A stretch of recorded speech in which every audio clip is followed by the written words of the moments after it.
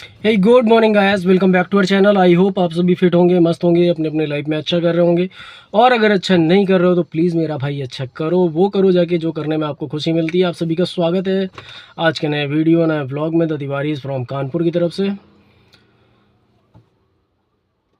तो आज का जो दिन है वो निकलने वाला है गाड़ी को सही कराने में, ठीक है। और मुझे लगा कि इस बारे में बात करनी बहुत ज़रूरी है, इस बारे में बात करनी चाहिए, क्योंकि इस बारे में सबको पता होना चाहिए, जितने भी हम दोस्त और सब्सक्राइबर्स हैं उनको। एक प्रॉब्लम मैं अपनी गाड़ी में फ़ेस कर रहा हूँ, और जिन जिन के पास भी डीजल गाड़ी होगी और जो कि 2000 सीसी से कम की पावर रखती होगी, उन लोगों के लिए ये मैसेज या ये वीडियो बहुत इम्पोर्टेंट है। प्लीज़ मेरी बात को सुनें और उस पे इम्प्लीमेंट करें अगर आपको सही लगती है तो। और कमेंट्स में प्लीज़ बताइएगा अगर आपने भी सेम प्रॉब्लम फेस करी हो तो मुझे बताइएगा। और अगर आपको सल्यूशन नहीं मिला है तो मैं जो वीडियो में बता रहा हूँ एक बार उसको फॉलो करके देखिए, शायद आपकी प्रॉब्लम का सल्यूशन हो जाए। देखिए, डीजल इंजन पेट्रोल इंजन से थोड़े ज़्यादा एक्सपेंसिव होते हैं मेंटेनेंस में, ठीक है। अभी हुआ क्या है, जो मैंने पहले बोला, 2000 सीसी से कम सीसी की जो गाड़ियाँ हैं, डीजल गाड़ियाँ हैं, BS6 नॉर्म की वजह से सब में DPF लगा हुआ है, डीजल पार्टिकुलेशन फ़िल्टर लगा हुआ है सारी गाड़ियों में, जितनी भी डीजल गाड़ियाँ हैं। उसमें होता क्या है कि जो आपका स्मोक निकलता है वो स्मोक जाता है उस डीजल पार्टिकुलेशन फ़िल्टर में, और उसके बाद वहाँ से फ़िल्टर होके फिर बाहर आता है। तो ये, और जितनी भी 2000 सीसी के ऊपर की गाड़ियाँ हैं उनमें तो कंपनियों ने यूरिया अलग से डालने का वो बना रखा है, प्रावधान कर रखा है। तो आप उनमें तो यूरिया डाल के अपने आप को सही, मतलब अपनी गाड़ी को सही कर सकते हो। बिना, मतलब यूरिया डालना उसमें कंपलसरी है, जिसकी वजह से DPF की प्रॉब्लम आती नहीं है। 2000 से कम सीसी वाली गाड़ियों में DPF लगा हुआ है और वो कुछ समय बाद चोक हो जाता है। DPF चोक होने में ऐसा कोई पैरामीटर नहीं है कि आपकी गाड़ी लाख किलोमीटर चली होगी तो ही चोक होगा। कुछ गाड़ियों में मैंने 20,000 में भी सुना है, 30,000 में भी सुना, और कुछ में कभी भी आ सकता है ये DPF वाली प्रॉब्लम। वो प्रॉब्लम बेसिकली आती इसलिए है, डीजल गाड़ियाँ जितनी भी हैं वो बनी हुई हैं बेसिकली DPF लगाने के बाद हाईवे पे चलने के लिए। तो इसका सल्यूशन ये है कि महीने में 1 बार या 2 बार आप कोशिश करिए कि हाईवे पे जाइए और अपनी गाड़ी को 80 या 80 70 टू 80 के बीच में स्पीड में रख के कम से कम 30 से 35 किलोमीटर उसको ड्राइव कर लीजिए। ड्राइव करने से होता क्या है, वो जो DPF है आपका, डीजल पार्टिकुलेशन फ़िल्टर, उसमें रीजन होने लगता है अपने आप। जितने भी पार्टिकल्स जमा होते हैं वो बर्न कर लेता है। उसको बर्न करने के लिए 600 डिग्री का टेम्परेचर चाहिए, जो कि वो बिना हाईवे पे चले उस स्पीड पे नहीं आता है। जब आप धीमी स्पीड में चल रहे होते हैं तो उसमें डिपोजिशन हो रहा होता है DPF में, वो बर्न नहीं हो रहा होता है। दैट्स वाई डीजल गाड़ियों में ये प्रॉब्लम आती है, DPF की लाइट आने लगती है आपकी गाड़ी में, और DPF की लाइट आने के बाद फिर आपकी गाड़ी का एवरेज कम हो जाता है और आपकी गाड़ी पिकअप लेना कम कर देती है। आपकी गाड़ी का जो रेस होती है वो, अगर आपका DPF पूरी तरीके से ब्लॉक हो गया है तो 1000 RPM के ऊपर जाएगा ही नहीं आपकी गाड़ी। 1000 RPM भी बहुत रेयरली जाएगा, बहुत मुश्किल से जाएगा, ठीक है। 1000 पे चलेगा, आप जैसे ही थोड़ी बहुत बढ़ाएंगे गाड़ी बंद हो जाएगी।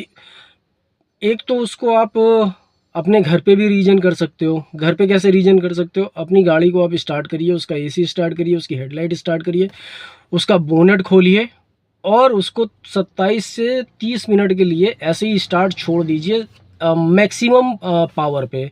AC फुल पे चलाइएगा, लाइटें ऑन रखिएगा। अगर आपकी गाड़ी में बैक डिफॉगर है तो बैक डिफॉगर ऑन कर दीजिए, जिससे कि गाड़ी आपकी अपने आप रीजन ले लेगी, रीजनरेशन करने लग जाएगी। रीजनरेशन करने के बाद वो सारा डिपोजिशन आपका हट जाएगा उससे।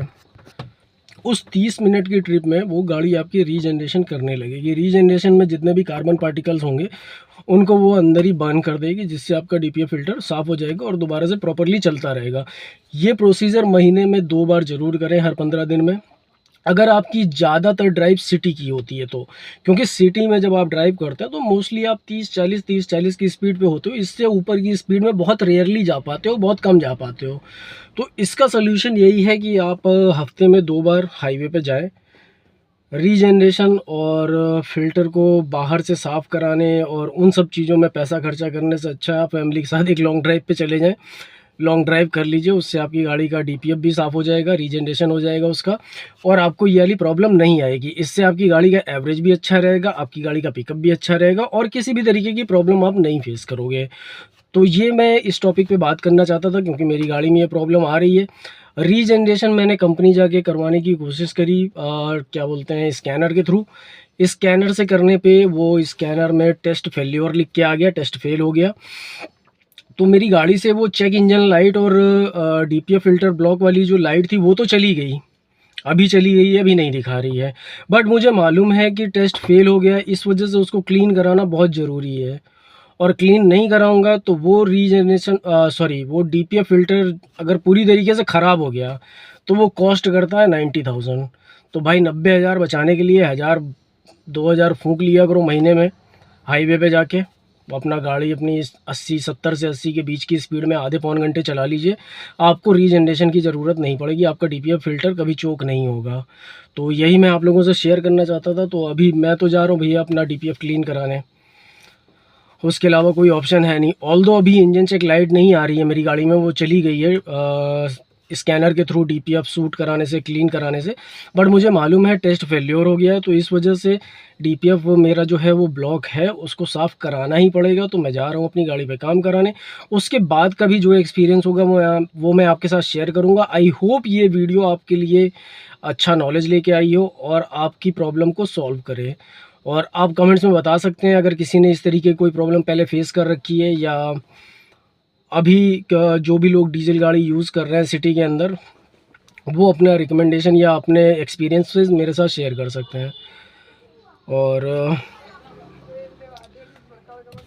अच्छा, मुझे यार वो जो लाइट आ रही थी ना डीपीएफ वाली, सच बोलूँ तो मुझे वो पता भी नहीं था कि ये लाइट आ रही है, क्योंकि मैंने कभी देखा नहीं था। मैं उस लाइट को देख के सोचता था सॉरी टू से, मैं उस लाइट को जब वो मेरे क्या बोलते हैं मीटर में दिखाता था, तो मैं सोचता था कि यार ये वाइपर के लिए दिखा रहा है। मैंने वाइपर ब्लेड बड़े वाले लगा दिए हैं, चेंज कर दिए हैं, इस वजह से ये वाइपर के लिए ये सेंसर दिखाता है। तो मुझे नहीं पता था। मैं अपने स्क्रीन वो फ़ोटो डाल दूँगा डीपीएफ का, जो इंडिकेशन लाइट आती है वो कैसी दिखती है। और जब वो आई यार, फिर मैं एक दिन गाड़ी निकाली, मैं रात में अपने फैमिली के साथ निकला हुआ था। तो वहाँ से जब मैं लौट रहा था तो मैं फ़ील कर रहा था कि गाड़ी मेरी पावर कम ले रही है। मैं एक्सीलरेटर पूरा कर रहा हूँ बट ये आरपीएम शूट नहीं कर रही है। ये 1200 1300 1400 आरपीएम में जा रही है, और जिस हिसाब से मैं पैडल दबा रहा हूँ उस हिसाब से नहीं भाग रही है। मगर मैं इग्नोर करता हुआ घर आ गया। मैंने उस समय कोई भी एक्शन नहीं लिया, मैं चला आया घर। घर आने के बाद मैंने अगले दिन जब गाड़ी निकाली है, अगले दिन गाड़ी निकाली तो शुरू में तो स्टार्ट हो गया, आराम से बाहर निकल आई। फिर यार थोड़ी देर चलाने के बाद वो इंजन चेक लाइट और वो डीपीएफ वाली लाइट आ रही थी, बट मैं उसको इग्नोर करता रहा। मैंने कहा ठीक है यार, चलो आ रही होगी, इतने दिन से आ रही, क्या दिक्कत है। वो मैं इग्नोर करता रहा।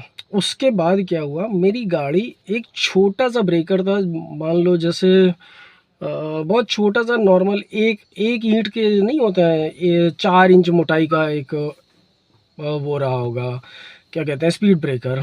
मैंने स्पीड ब्रेकर के पहले थोड़ा सा ब्रेक लगा लिया था।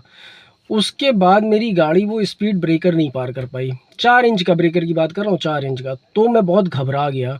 मैंने कहा ये क्या हो गया यार, मेरी गाड़ी में ये पावर ही नहीं ले रही है बिल्कुल। फिर उसके बाद मैंने गाड़ी का बोनट खोला, उसका एयर फ़िल्टर खोला, एयर फ़िल्टर निकाल के देखा, वो पूरी तरीके से साफ़ था। मैंने कहा यार ये क्या दिक्कत है। मुझे ऐसा ये तो फ़ील हो रहा था कि ये एयर नहीं ले रही गाड़ी। अगर एयर लेगी, कंबस्चन होगा तो गाड़ी में पावर आ जाएगी और ये चली जाएगी। तो ये तो मुझे फ़ील हो रहा था कि ये पावर क्यों नहीं ले रही, एयर का फ्लो का दिक्कत है। बट मुझे एक्चुअल तो नहीं पता था ना कि ये इस चीज़ की दिक्कत है। फिर मैंने कंपनी में बात करी, नरेंद्र भैया हैं एक हमारे खन्ना हुंडई में जीएम है, उनसे बात करी।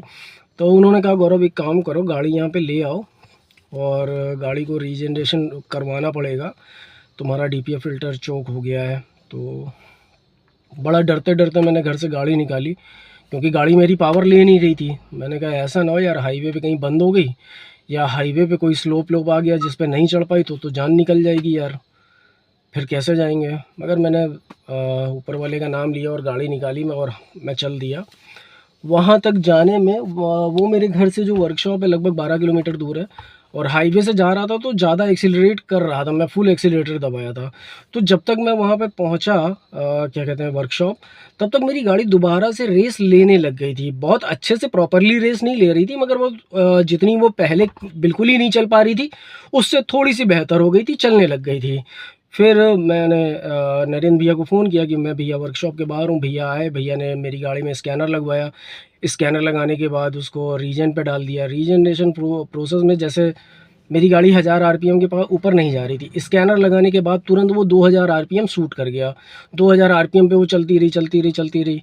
तो उन्होंने बोला था कि it will take at least 30 to 45 minutes, तो आप तब तक अंदर बैठिए। तो मैं अंदर जाके बैठ गया। एक मेरा दोस्त था साथ में, वो गाड़ी में ही बैठा रहा।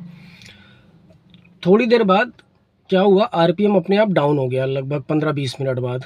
जब आरपीएम डाउन हो गया तो मेरा दोस्त ने उठ के देखा होगा कि क्यों ऐसे डाउन क्यों हो गया। तो उसने देखा कि जो स्कैनर है उसमें लिख के आ रहा है कि टेस्ट इज़ फेल्योर। उसके बाद से मैं डर गया भाई। फिर मैंने बात करी तो सर भैया ने बोला कि यार गौरव, ये रीजनरेशन इससे तो नहीं हो रहा है सिस्टम से, अब इसका एक ही तरीका है कि इसको खुलवा के क्लीन कराना पड़ेगा डीपीएफ फ़िल्टर को। फिर वहाँ से मैं निकल आया। मैंने कहा भैया अब उस दिन बहुत लेट हो गया था, 7 बज रहा था। तो मैंने कहा भैया अभी तो गाड़ी जाने दीजिए, अभी तो कोई काम ही नहीं हो पाएगा। तो भैया ने कहा हाँ ठीक है, अभी जाओ और कल आके गाड़ी डाल देना सुबह, तो इसको क्लीन करवा देते हैं। तो मैंने वहाँ से गाड़ी स्टार्ट करी। जब मैंने गाड़ी स्टार्ट करी तो मैंने देखा कि कोई भी चेक लाइट नहीं आ रही है, ना इंजन चेक लाइट आ रही है, ना डीपीएफ वाली लाइट आ रही।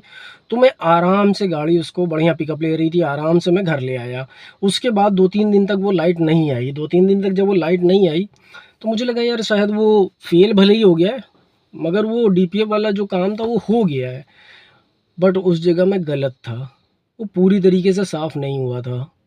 थोड़ा साफ़ हो गया था जिसकी वजह से वो चेक लाइट्स चली गई थी, बट वो पूरी तरीके से साफ़ नहीं हुआ था, जिसकी वजह से मेरी गाड़ी वापस से उसी प्रॉब्लम को ऑकर करने लगी है आज।